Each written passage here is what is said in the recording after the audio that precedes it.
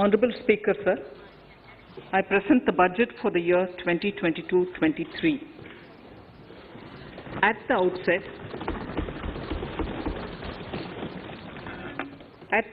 sir, I want to take a moment to express my empathy for those who had to bear adverse health and economic effects of the pandemic. The overall sharp rebound and recovery of the economy is reflective of our country's strong resilience. India's economic growth in the current year is estimated to be 9.2%, highest among all large economies.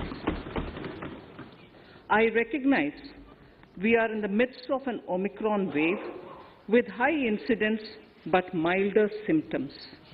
Further, the speed and coverage of our vaccination campaign has helped greatly. With an accelerated improvement of health infrastructure in the past 2 years, we are in a strong position to withstand challenges. I am confident that with Sabka Prayas, we will continue our journey with strong growth. Honourable Speaker, we are marking Azadi Ka Amrit Mahotsav and have entered into Amrit Kal, the 25-year-long lead-up to India at 100. Honourable Prime Minister, in his Independence Day address, had set out the vision for India at 100. By achieving certain goals during Amrit Kal, our government aims to attain this vision. They are complementing the macroeconomic level growth focus with a microeconomic level all-inclusive welfare focus, promoting digital economy and fintech, technology-enabled development, energy transition and climate action, and relying on virtuous cycles starting from private investment with public capital investment, helping to crowd in private investment. Since 2014, our government's focus has been on empowerment of citizens, especially the poor and the marginalized.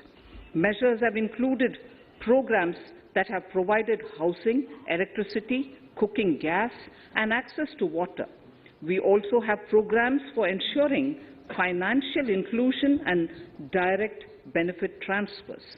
We are committed to strengthening the abilities of the poor to tap all opportunities.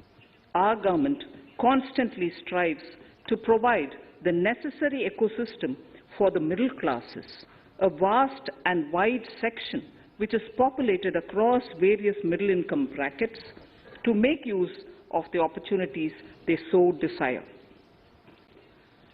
This budget seeks to lay the foundation and give a blueprint to steer the economy over Amrit Kal of the next 25 years, from India at 75 to India at 100.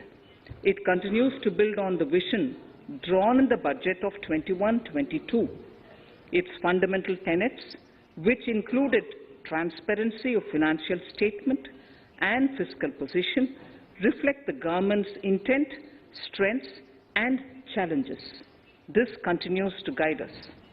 The initiatives of the last year's budget have seen significant progress and have been provided with adequate allocations in this budget as well. The strengthening of health infrastructure, speedy implementation of the vaccination program, and the nationwide resilient response to the current wave of the pandemic are evident for all.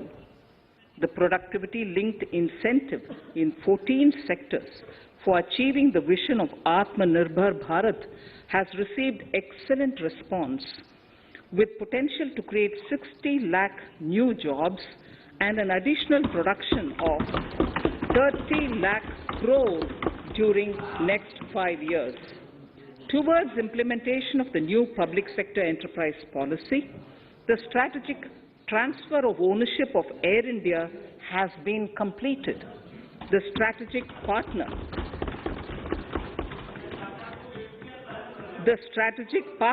for Neelachal Ispat Nigam Limited has been selected. The public issue of the LIC is expected shortly. Others too are in the process for 2022-23. Please The no. National Bank आपको for पर्याप्त मौका, पर्याप्त अवसर मिलेगा। बेटे बेटे टिप्पणी मत कीजिए। the National Bank for Infrastructure Development and National Asset Reconstruction Company have commenced their activities. Honorable Speaker, sir, Budget 2021-22 had provided a sharp increase in provision for public investment or capital expenditure. Throughout the year, with the Honorable Prime Minister guiding the implementation, our economic recovery is continuing to benefit from the multiplier effect.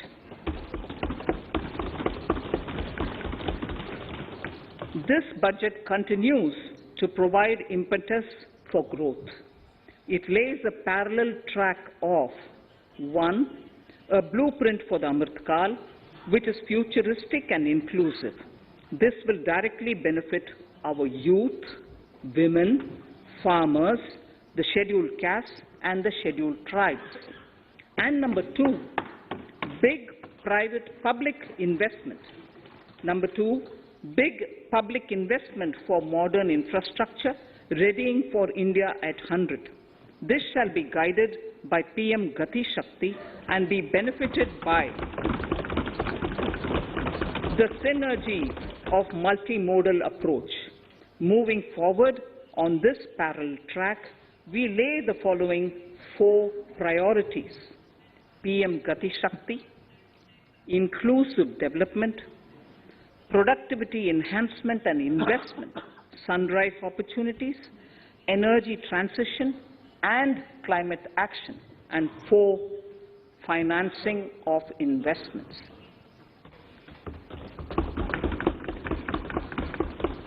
PM Gati Shakti.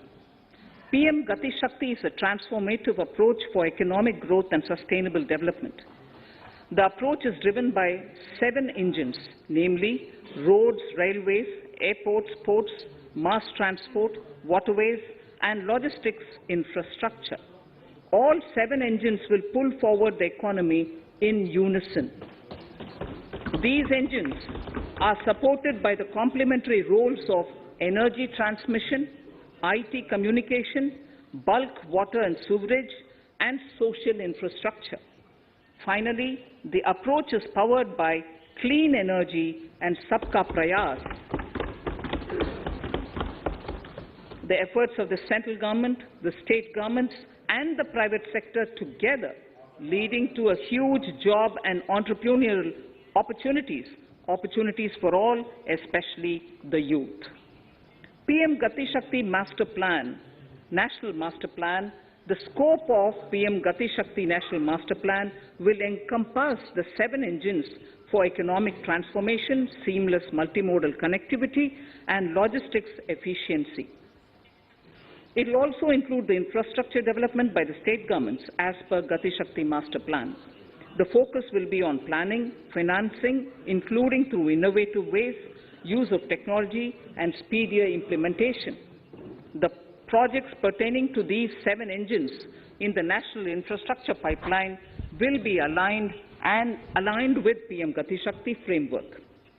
The touchstone of the master plan will be world-class modern infrastructure and logistics synergy among different modes of movement, both of people and goods, and location